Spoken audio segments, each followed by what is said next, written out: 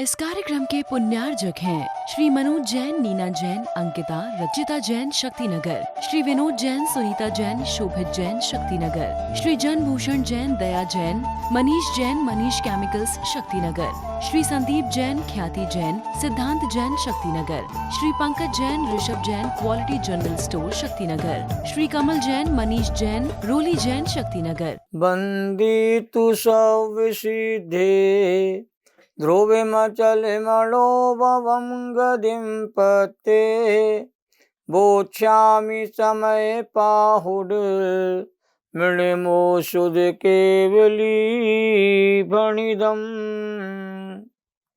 त्रिकालवर्ती पंच परमेष्ठी भगवंतों को, त्रिकालवर्ती सभी तीर्थंकर परमात्माओं को, त्रिकालवर्ती सभी आचार्य परमेष्ठी भगवंतों को नमन और वंदन। समय सार के रचयिता आचार्य कुंदकुंद देव और उनके दोनों महान टीकाकारों को नमन और वंदन। तीन लोक के सभी जीवात्माओं के शुद्ध चेतन स्वरूप को नमन और वंदन। समय सार ग्रंथ स्वाधीनता के भाव को जागृत करता है और यह ग्रंथ सभी भव्य जीवों के कल्याण के निमित्त आचार्य कुंदकुंद देव ने लिखा है। इसे पात्र जी पढ़कर के ना भ्रष्ट होते हैं और ना स्वच्छंद होते हैं।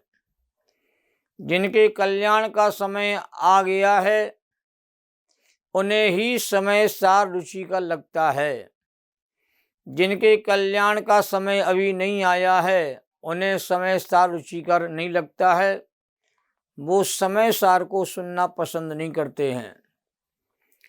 यहाँ सर्वशुद्ध ज्ञान अधिकार की सार्थक चर्चा चल रही है। अभी तक 404 गाथाओं का स्वाध्याय यहाँ पर किया गया।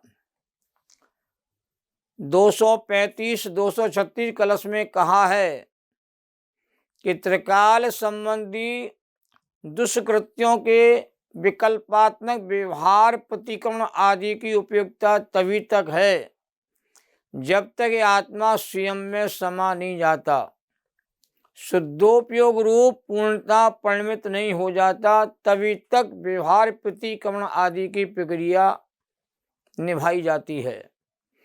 जब आत्मा पूर्णता शुद्धोपयोग रूप परिणति को प्राप्त हो जाता है तब तो अंतर मुहूर्त में ही वीतरागी सर्वज्ञ हो जाता है, अनंत सुखी हो जाता है। शुद्धोपयोग रूप परिणति निश्चय प्रतिक्रमण कही जाती है। सभी धर्म इसी में समाहित हैं।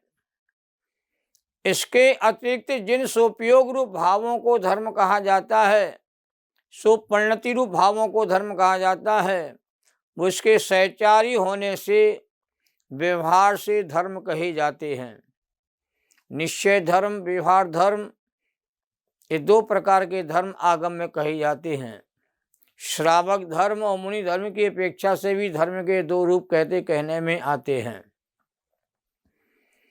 अब आगामी गाथाओं का सूचक कलश 237 में कहा जा रहा है कि ज्ञान पर द्रव्यों से पूर्णता पृथक स्थापित हुआ।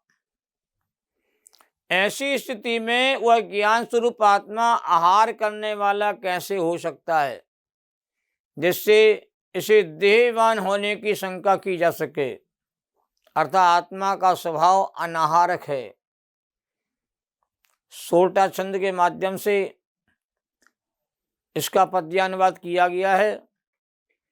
ज्ञान स्वभावी जीव पर द्रव्यों से भिन्न ही कैसे कहें सदे जब आहारक ही नहीं।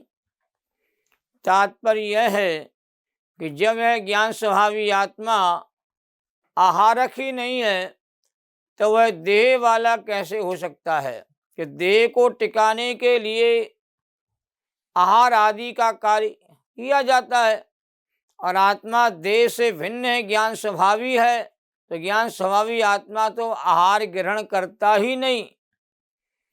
आत्मा को दे वाला कहना एकदम असद्भुत व्यवहार न है,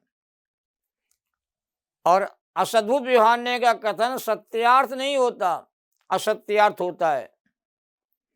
और अब यही बात विस्तार से 404, 405, 406 और 407 गाथाओं के माध्यम से आचार्य कहने वाले हैं। आत्मा अनाहरक है। 404 गाथाओं की चर्चा हो चुकी है। आज 405 नंबर गाथा की चर्चा प्रारंभ करते हैं। अत्ताजस्य अमुतो नौसो आहार गोहवदी एवं आहारो खलु मुतो जम्मासो पोगले मोदू। अनुवाद देखें। आहार पुद्गलमयी है वत इसीलिए है मूर्तिक, नारक इसीलिए ही है अमूर्तिक आत्मा। मूल गाथा का अर्थ देखें। इस प्रकार जिसका आत्मा अमूर्तिक है वह वस्तुतः आहारक नहीं है, अनाहारक है, क्योंकि आहार पुद्गल में होने से मूर्तिक है। अब देखिए, आत्मा का स्वभाव अमूर्तिक है।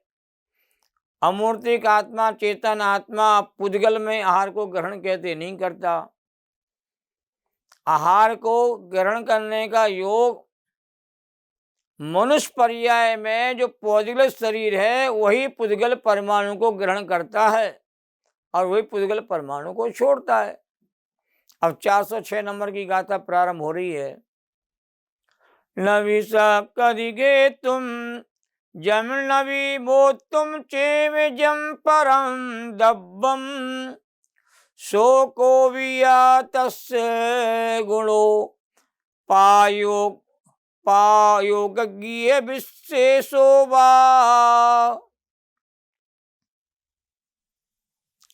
गाथा का अनुवाद देखें।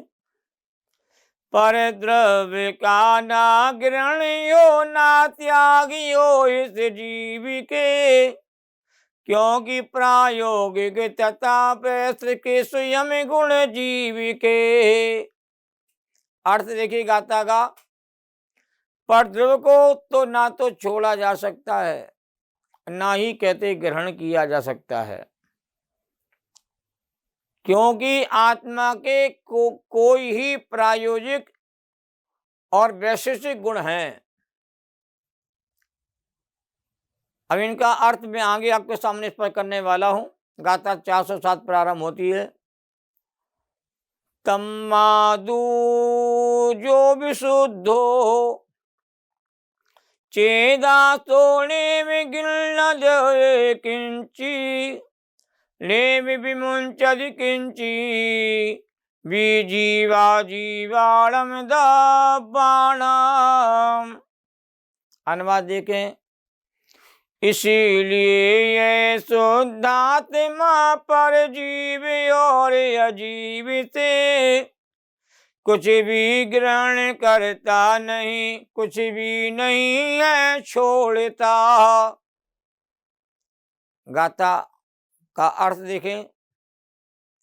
इस कारण अनाहारक होने के कारण जो विशुद्ध आत्मा है वह जीव अजीव पर द्रव्यों में ना तो कुछ ग्रहण ही करता है और ना कुछ ही कहते छोड़ता ही है, क्योंकि परद्रव्य को ग्रहण करना छोड़ना ये आत्मा का स्वभाव ही नहीं। परद्रव्य को जानना देखना तो आत्मा का स्वभाव है, और आज तक जीवात्मा ने न परद्रव्य को ग्रहण किया है न परद्रव्य को छोड़ा है।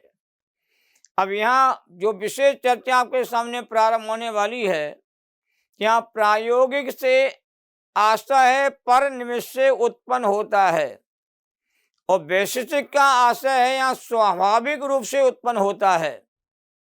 तात्पर्य यह है कि ना तो आत्मा स्वभाव में ही ऐसी बात है कि वह परद्रव्यों को ग्रहण करे। आत्मा का स्वभाव ही ऐसा नहीं है कि परद्रव्यों को ग्रहण कर सके, और ऐसा भी स्वभाव नहीं है कि परद्रव्य को छोड़े, और न किसी निमित्त के कारण वह ऐसा करे। ऐसी ही कोई विशेषता कहते आत्मा के भीतर कहते पाई जाती है। जैसे टीकाकार ने लिखा है कि प्रायोगिका कर्म संयोग जनता विशिष्टा स्वभावता, जो कर्म के संयोग से उत्पन्न हो उसे प्रायोगिक कहते हैं, और जो स्वभाव से हो उसे वैशेषिक कहा जाता है। ये दोनों के जो मूल अर्थ हैं उसको आचार्यों ने आज स्पष्ट किया है। आत्मख्याति टीका में कहा है कि अमूर्तिक आत्मद्रव्य का कर्म नो कर्म रूप परद्रव्य आहार नहीं है। क्योंकि ये बात तो आगम से प्रसिद्ध है कि कर्म पौद्गलिक होते हैं। ज्ञान अमृत आदि जो 8 कर्म कहे जाते हैं उनको उत्तर वेद 148 कहे जाते हैं, पौद्गलिक हैं। और 9 कर्म भी कहते हैं पुद्गलमयी हैं। तो आत्मा के पुद्गलमयी कहते आहार नहीं है, क्योंकि वह आहार मूर्तिक पुद्गल द्रव्य है, इसलिए ज्ञान कहते अनाहारक है। यद्यपि आगम ग्रंथों में आहार 7 प्रकार का कहा, गोमर्सार आदि ग्रंथों में कबलाहार होता है, नोकर्म बगड़ाओं को ग्रहण करने वाला आहार होता है, कारमा बगड़ाओं को ग्रहण करने वाला आहार होता है, लेप आहार होता है, ओजस आहार होता है, मानसिक आहार होता है। इस प्रकार से आहार के बहुत सारे भेद आगम में आते हैं। पर हमारा जो भगवान आत्मा चेतन आत्मा जो ज्ञान स्वभावी है वह कहते पुद्गलमयी आहार को कहते ग्रहण नहीं करता है। ग्रहण करने के भाव अज्ञान दशा में होते हैं, परंतु वह ज्ञान दशा में तो परद्रव्य को ग्रहण करने के भाव तक भी नहीं होते हैं, क्योंकि आत्मा स्वभाव से ज्ञान स्वभावी है, ज्ञान स्वरूपी है। और ज्ञान स्वरूपी आत्मा आहार को जानता है, देखता, पर आहार को ग्रहण नहीं करता। और ऐसी यह शंका नहीं करना चाहिए कि हम शंका करें कि जब शरीर है तो आत्मा आहार ग्रहण करेगा। कहते नहीं, ज्ञान स्वभावी आत्मा के देह होगी, कहते देह का संयोग है, ज्ञान स्वभावी आत्मा की देह कहते नहीं है। तो ऐसी शंका हमें नहीं करना है कि ज्ञान स्वभावी आत्मा की देह कैसे काम करेगी। शरीर का और आत्मा का आपस में गठजोड़ तो है, गठजोड़ होने पर भी दोनों अलग अलग द्रव्य हैं और अपना अपना कार्य दोनों द्रव्य कर रहे हैं, और कोई द्रव्य किसी द्रव्य के अधीन सर्वथा होता नहीं है। तो संपूर्ण कथन का सार यह है कि अमूर्तिक आत्मा पुद्गलमयी मूर्तिक आहार ग्रहण कहते नहीं कर सकता है, क्योंकि पर द्रव्यों को ग्रहण करने का ना तो आत्मा का स्वभाव ही है और ना पर निमित्त के संयोग से ऐसा करने का आत्मा का स्वभाव है। यह आत्मा पर जीवों को अजीब द्रव्यों से ना तो ग्रहण ही करता है और ना ही कहते जब त्यागता है, क्योंकि जब ग्रहण नहीं करेगा त्यागने की बात नहीं आएगी। जब ग्रहण किया जाता है त्याग की बात आती है। ग्रहण पूर्वक त्याग होता है, बिना ग्रहण के त्याग नहीं होता है। ये भी व्यवहार से कही जाती है।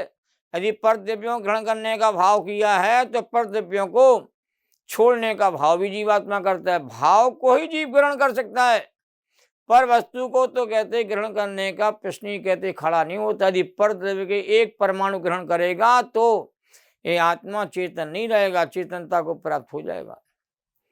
आत्मा में एक त्यागोपादान शून्यत नाम की शक्ति भी पाई जाती है, और त्यागोपादान शून्यत नाम की शक्ति 47 शक्तियों के अंतर्गत आगम ग्रंथों में आती है। और ये जो शक्ति है त्यागोपादान शून्य शक्ति 16वें नंबर की शक्ति कहते कही गई है। इस शक्ति का काम ये है कि आत्मा का जो स्वभाव है वह परद्रव्य को ग्रहण करने का नहीं है, न परद्रव्य को छोड़ने का है।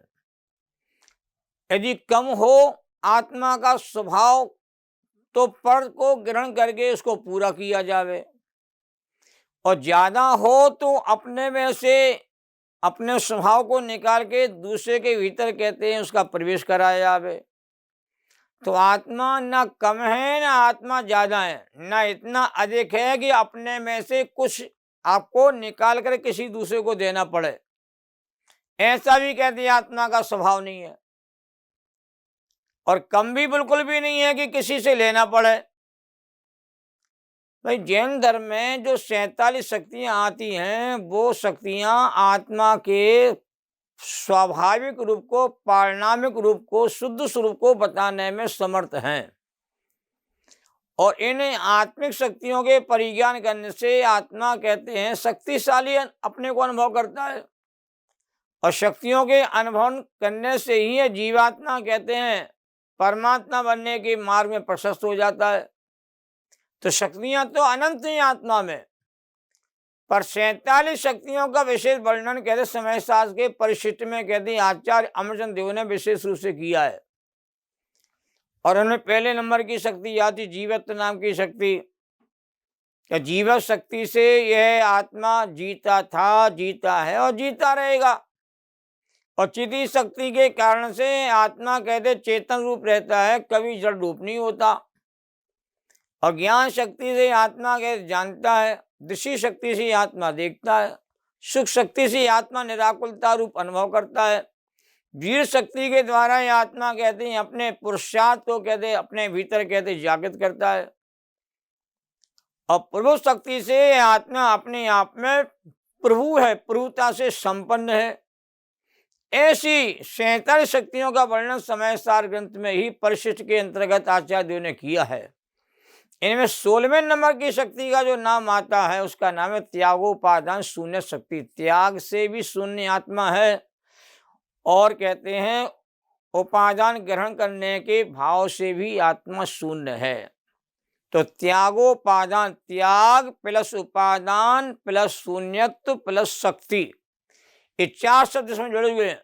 तो त्याग भी आत्मा अपने स्वरूप का कभी नहीं करता, और पर के रूप को आत्मा कहते कभी कहते हैं ग्रहण भी नहीं करता। ना ज्यादा है ना कम है, ज्यों का त्यों आत्मा है। और आत्मा ही नहीं, लोक के जितने पदार्थ हैं अनंतानंत पदार्थ, सारे पदार्थ त्यागोपादान शून्य शक्ति के कहते धनी होते हैं। कोई भी द्रव्य कहते हैं कम नहीं होता, कोई द्रव्य कहते अधिक ज्यादा नहीं होता। पुद्गल पने से अपने आप में पूर्ण परिपूर्ण है। न पुद्गल द्रव्य को कहते कोई अन्य द्रव्य ग्रहण कर सकता है, ना कहते पुद्गल अपने स्वभाव को छोड़ करके अन्य रूप हो सकता है। तो आत्मा में ऐसी अद्भुत शक्ति है कि न यह पर द्रव्य को कभी ग्रहण कर सकता है, न कभी ग्रहण किया है, न कभी ग्रहण करेगा। और आत्मा में ऐसा भी नहीं है कि आत्मा अपने स्वरूप में से कुछ किसी को दे सके, प्रदान कर सके, बांट सके, ऐसा भी आत्मा का स्वभाव नहीं है। इस सत्य को भी हम लोग समझें। सहजानंदी शुद्ध स्वरूपी अविनाशी मैं आत्म स्वरूप, ज्ञानानंदी पूर्ण निराकुल सदा प्रकाशित चेतन रूप। इस कार्यक्रम के पुण्यार्जक थे श्री दिनेश जैन, रेखा जैन, शक्तिनगर, श्री सिद्धांत जैन, सिविल लाइंस, दिल्ली, श्रीमती सविता सागर जैन, ऋषभ विहार, दिल्ली, श्री VK जैन, मंजू जैन, गुरुग्राम, श्री 1008 पार्श्वनाथ महिला मंडल, रघुवरपुरा, गली 6, दिल्ली, उषा जैन, अरुणा प्रीत विहार, अनीता गंगेरू, रेणु जैन, वसुंधरा, नीलम राधेपुरी, सुनीता सचिन जैन, श्री राम रोड, दिल्ली।